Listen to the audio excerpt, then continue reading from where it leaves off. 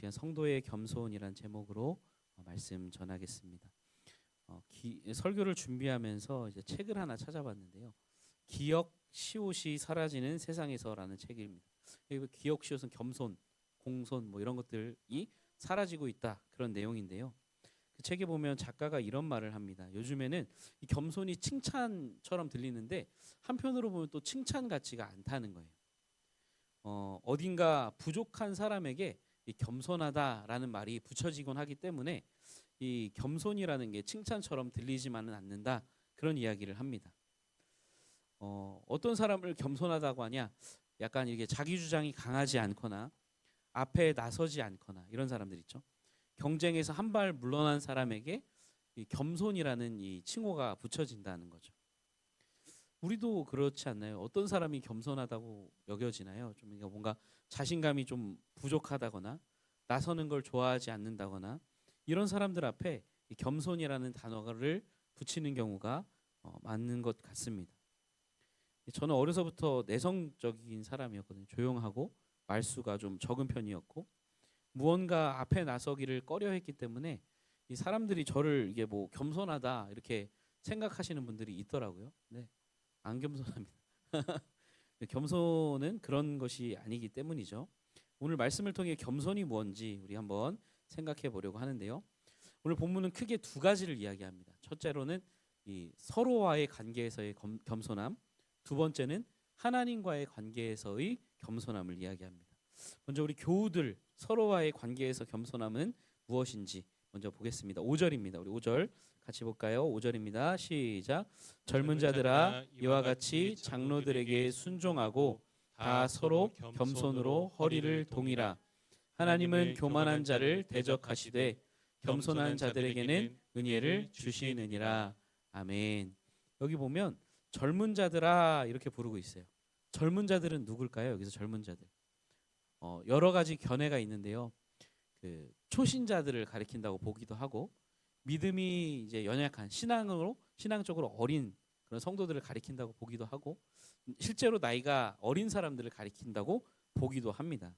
뭐 어떻게 보든 분명한 건 뭐냐면 장로들에게 순종해야 하는 어떤 이 그룹. 그러니까 아무래도 이 젊은 사람들이 권위에 순종하기가 더 어렵기 때문에 특별히 젊은 자들아 이렇게 불렀던 것이 아닐까 그렇게 보기도 합니다. 그래서 어쨌든 이 장로들에게 순종해야 할 그 모든 성도들을 향하여 젊은 자들아 이렇게 부르고 있다고 이해해도 무방할 것 같아요. 젊은 자들에게 무엇을 권면하면 이와 같이 장로들에게 순종하라라고 말씀하고 있습니다. 장로들은 누구예요? 장로. 신약 성경에서 장로는 교회의 지도자를 말하는 거예요. 감독, 장로 이것도 뭐 같은 거다, 다른 거다 뭐 이렇게 있는데 어쨌든 뭐 교회 감독이든 장로든 그게 같은 거든 다른 거든 교회의 직분이죠. 그러니까 교회를 감독은 이제 감독한다. 그래서 감독하면 요즘에 좀 예민할 수 있는데 교회를 감독하고 살피고 장로도 교회를 돌보고 이렇게 하는 교회의 지도자들을 장로다, 감독이다 이렇게 신약성이 부르고 있어요.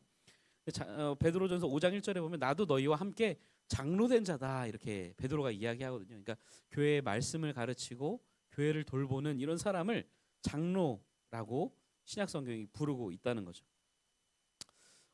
조금 더 넓게 적용해 본다면 교회의 뭐 리더 위치에 있는 사람들을 장로 여기서 부르는 그 그룹에 해당한다고 조금 넓게 적용해 볼 수도 있겠죠. 그래서 이 젊은 자들에게 무엇을 권면하는 거냐면 겸손이란 뭐냐? 그 장로들에게 순종하는 것이다라고 말씀하고 있는 거죠.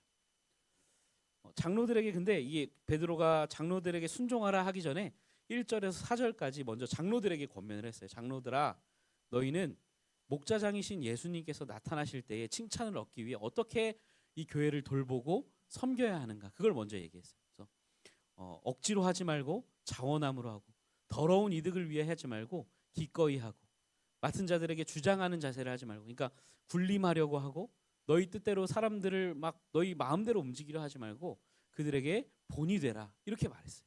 그러니까 이게 성도들만 순종하면 되냐 그게 아니고 그 위에 있는 리더십들의 책임이 더 크다는 거죠. 그러니까 둘 다 잘해야 된다는 거예요. 둘 다.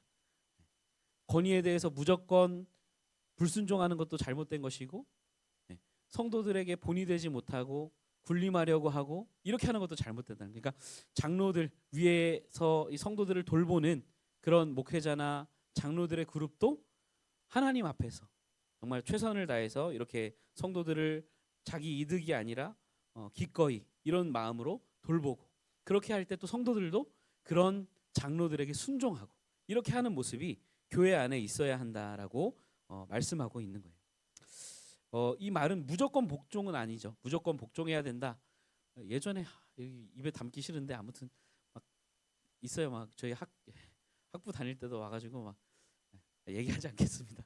뭐 2부 순서로 나중에 차라리 별로 강단에서 하고 싶지 않은 얘기이기 때문에 어쨌든 무조건 복종하는 것이 아니라 이 장로들이 하나님의 뜻을 받들어 교회를 그 뜻대로 다스려 갈 때, 교회를 인도해 갈 때 그 하나님의 뜻에 합한 것에 순종하며 나아가야 한다는 거죠.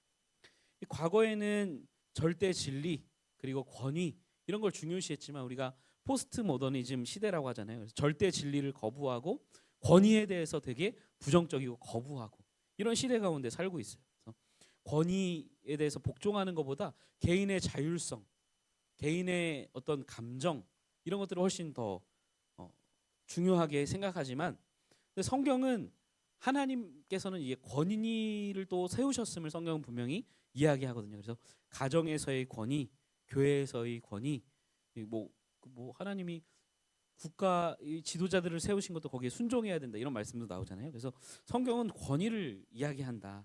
그 권위는 하나님으로부터 나왔다는 것을 말씀한다. 우리가 이것을 염두에 두고 맹목적인 순종은 아니지만 그렇다고 해서 권위에 대해서 무조건적인 반감을 갖는 것도, 그래서 개인의 자율대로 행하는 것도 옳지만은 않다. 그런 생각을 가지셔야 합니다. 성도의 겸손은 하나님이 세우신 권위가 정당하다면 거기에 순종함으로 의를 이루는 것이 성도가 품어야 할 겸손이다. 그리고 또 5절을 계속해서 보시면요, 이런 말씀이 나옵니다. 다 서로 겸손으로 허리를 동이라, 이런 말씀이 나와요. 성도들 서로 간에 겸손함으로 행해야 한다라는 말씀이죠. 이 관계를 깨트리는 요인 중에 하나가 교만입니다. 서로 이렇게 겸손하게 행하지 않으면 관계가 이렇게 깨질 수밖에 없습니다. 우리 마음이 참 교만해지기가 쉽죠. 교만해지기가 참 쉽습니다. 저희 집 여기 진동로 17길 여기 살거든요. 그 앞에 요즘에 공사하고 있습니다. 공사하는데 좀 신기하더라고요. 이렇게 공사하려고 흙을 갖다가 이렇게 깔아놔요. 근데 원래 흙밖에 없었거든요. 근데 비가 오고 며칠 지나 보면 무성하게 막 풀이 자라 있는 거예요.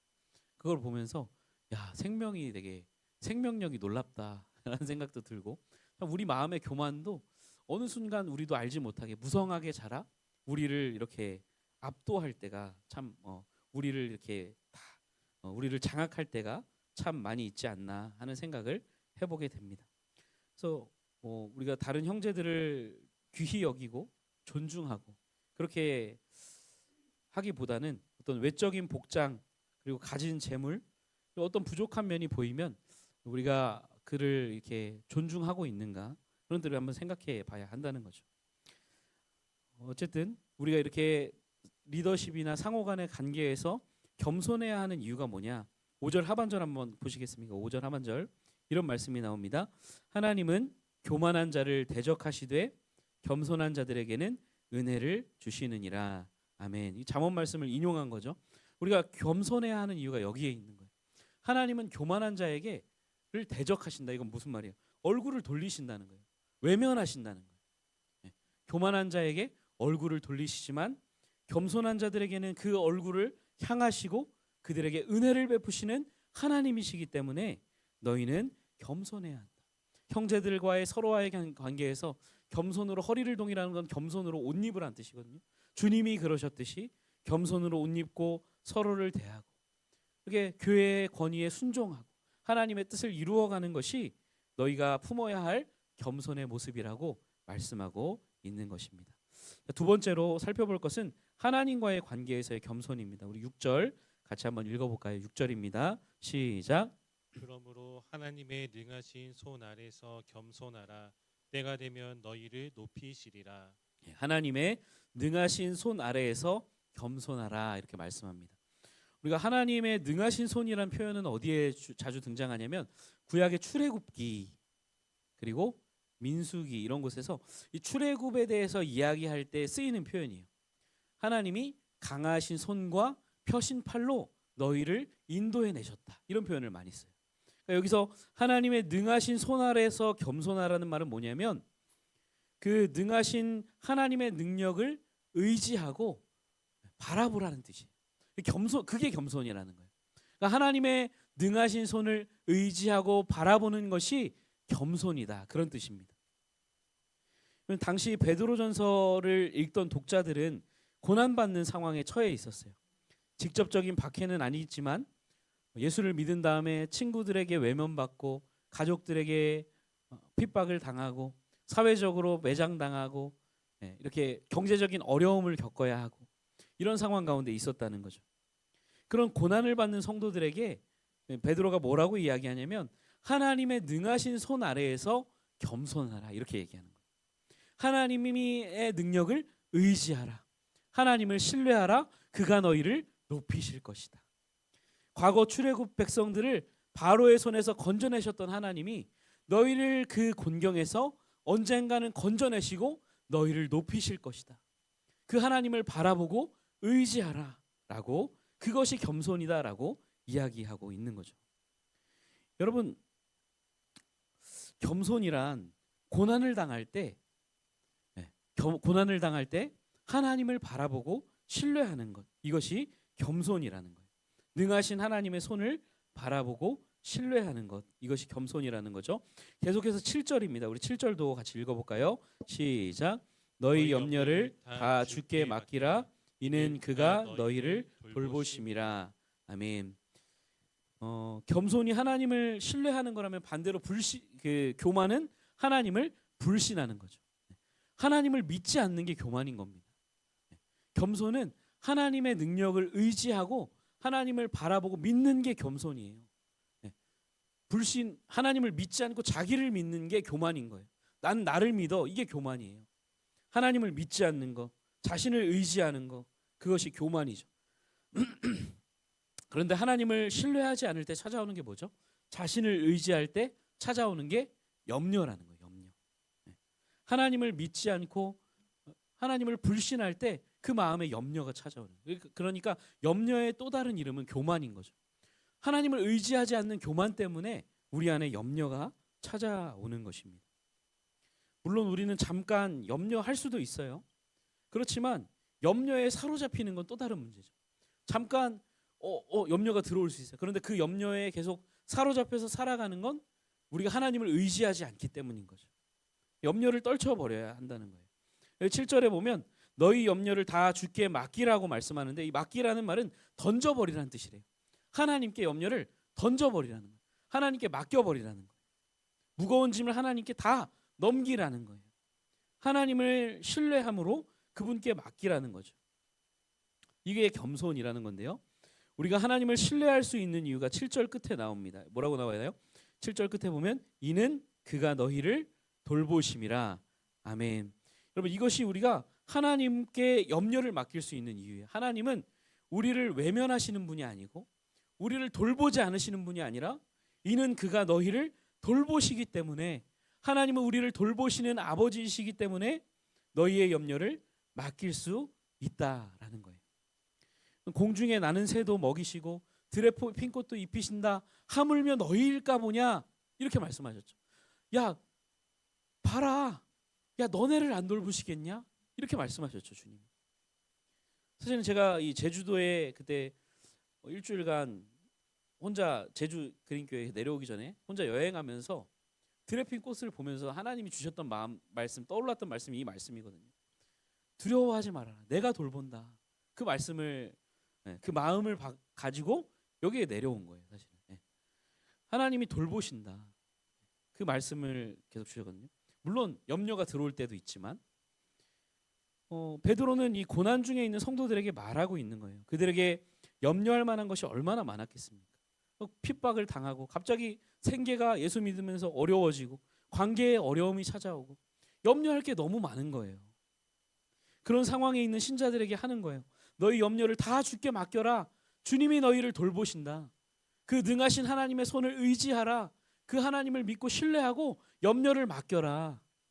고난 가운데 있는 성도들이요, 어려움 가운데 있는 성도들이요, 그 하나님을 신뢰하라. 그것이 너희가 가져야 할 겸손이다라고 이야기하고 있는 거죠. 굳이 이름을 붙여 이야기한다면 그 앞절은 6절은 하나님의 능력을 신뢰하라는 것이고 7절은 하나님의 성품을 신뢰하라는 거죠. 하나님은 돌보기 원하는 마음만 가지고 계신 분이 아니라는 거예요. 돌볼 수 있는 능력도 있으시다는 거예요. 그러면 능력만 있냐? 아니요. 돌볼 마음도 있으시다는 거예요.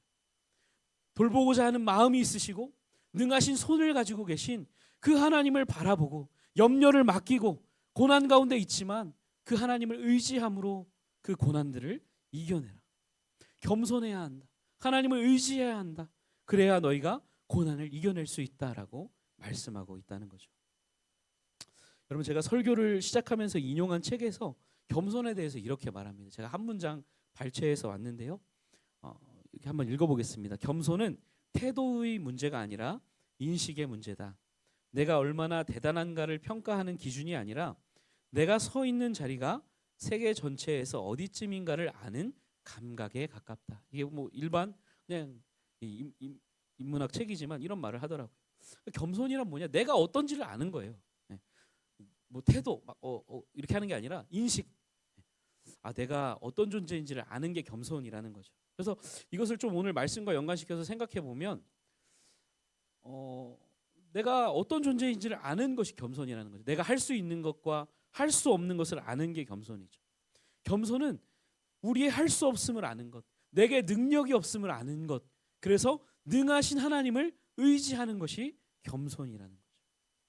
우리의 힘이 없음을 알기에 전능하신 하나님의 손을 의지하고 이 염려를 다 해결할 수 없기 때문에 우리를 돌보시는 하나님을 신뢰하고 염려를 맡기는 것이 우리가 가져야 할 겸손이라는 겁니다.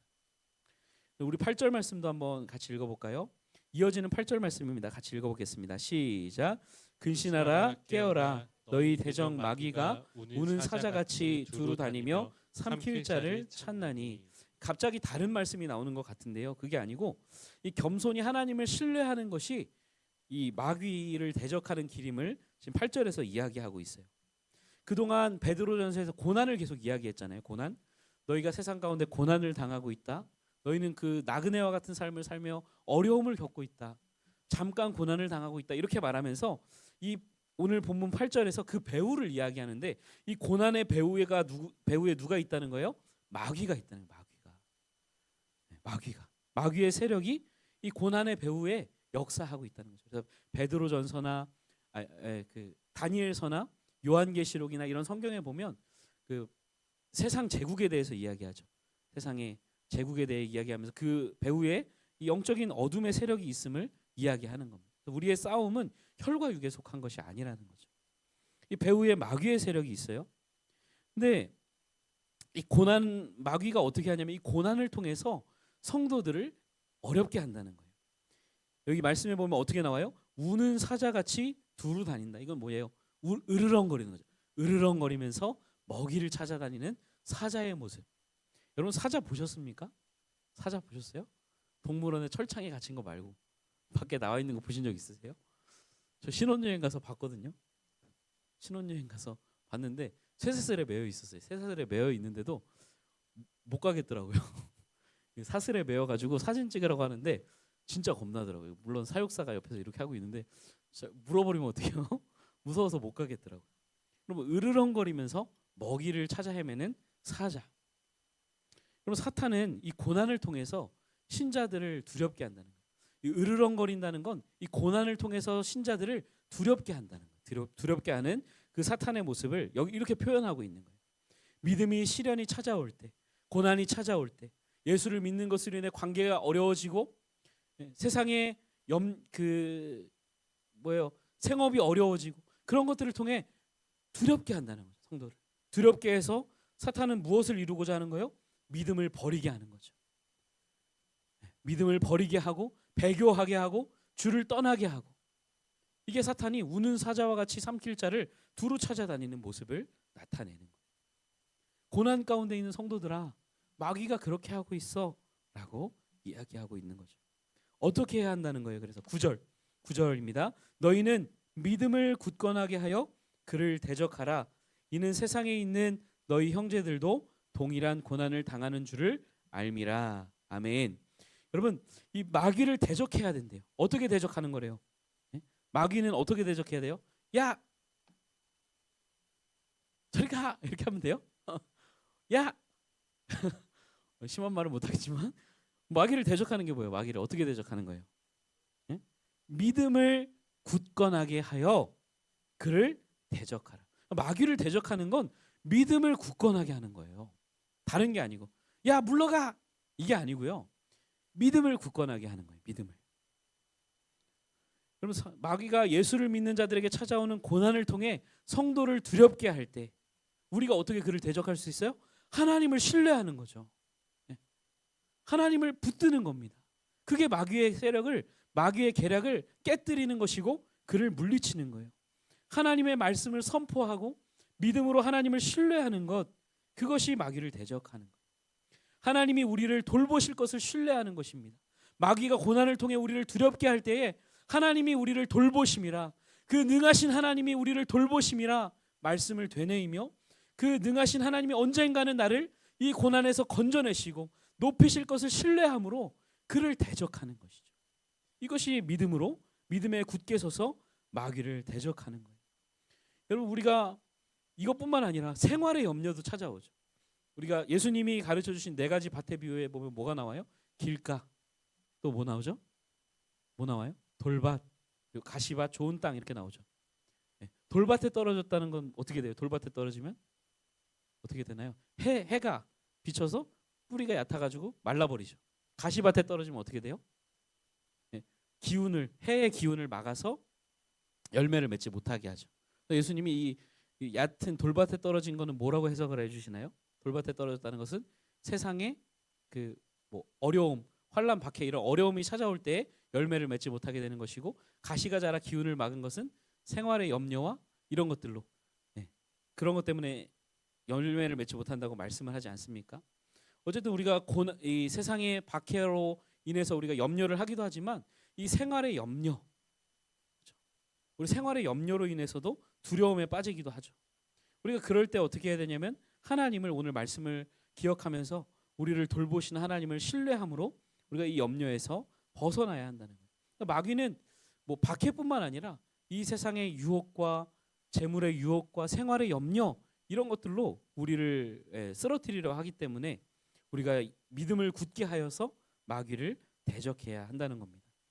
우리 본문 10절과 11절은 우리가 신뢰해야 할 하나님이 어떤 분인지를 다시 한번 상기시키는데요. 우리 10절 말씀 한번 같이 읽어볼까요? 10절입니다. 시작. 모든 은혜의 하나님 곧 그리스도 안에서 너희를 부르사 자기의 영원한 영광에 들어가게 하시니가 잠깐 고난을 당한 너희를 친히 온전하게 하시며 굳건하게 하시며 강하게 하시며 털을 견고하게 하시리라. 아멘. 하나님은 어떤 하나님이래요? 모든 은혜의 하나님이시래요. 우리에게 은혜를 베푸셔서 우리를 부르셨죠. 우리를 부르셔서, 부르심이 베드로전서 1장에도 나왔죠. 부르심은 뭐예요? 우리를 허물과 죄로 죽었던 우리를 살리셔서 예수님을 믿게 하신 걸 부르심이라고 한다고 말씀을 드렸습니다. 그래서 우리를 부르셔서, 목적지는 어디래요? 목적지. 우리를 부르셔서 나그네 인생길을 지나 목적지는 어디예요? 영원한 영광에 들어가게 하신다. 그뿐만 아니라 어떻게 하신대요? 그 영원한 영광에 들어가기까지 우리를 버려두시는 것이 아니라 어떻게 하신다고 나와 있어요. 여기 말씀해 보면 너희를, 고난당한 너희를 온전하게 하시고 굳건하게 하시고 강하게 하시고 견고하게 하신다. 너희를 버려두지 않으시고 붙들어 주시는 하나님이다라고 말씀하고 있는 거예요. 그 하나님을 신뢰하고 의지하는 것이 너희의 겸손이다. 오늘 말씀 우리에게 그렇게 가르쳐주고 있습니다. 그럼 말씀을 정리하겠습니다. 성도의 겸손은 우리가 서로와의 관계에서의 겸손도 굉장히 중요한 부분이에요. 그래서 이렇게 말씀하고 있는 것이고, 또 고난 가운데 있을수록 교회가 더욱더 굳건해야 되지 않겠습니까? 서로 붙들어주고 해야 하기 때문에 겸손의 옷을 입고 서로를 대해야 하는 것이 우리가 품어야 할 겸손이라면, 또 하나님과의 관계에서 우리가 겸손하다는 것은 하나님을 신뢰하는 것, 우리를 돌보시는 하나님의 능력과 하나님의 우리를 돌보시는 그 성품을 신뢰하고 우리의 염려, 고난의 상황과 세상의 여러 가지 어려움이 찾아올 때, 염려가 찾아올 때 그 염려를 하나님께 맡기고 신뢰하는 것이 우리가 가져야 하는 겸손임을 여러분들 기억하실 수 있기를 바랍니다. 여러분, 베드로전서의 독자뿐만 아니라 우리에게도 염려할 상황이 참 많은 것 같아요. 그래서 오늘 우리 함께 이 시간 찬양할 때 우리 찬양의 가사를 기억하면서 고백했으면 좋겠습니다. 그래서 이 찬양의 가사에 보면 그런 가사가 나와요. 주님 너무 둔해서, 우리 마음이 너무 둔해서 주님을 볼 수 없습니다. 이 땅에 속하여 이 땅만 보다가 주님 손을 놓쳤습니다 라는 가사가 있는데, 참 우리가 그런 것 같습니다. 주님을 놓치고 바라보지 못하고 우리의 형편만 바라보고 주님을 신뢰하기보다 그 상황만 바라보며 염려할 때가 참 많은 것 같은데, 주님 우리에게 믿음을 더하여 달라고 우리 그러한 고백을 담아서 함께 찬양했으면 좋겠습니다.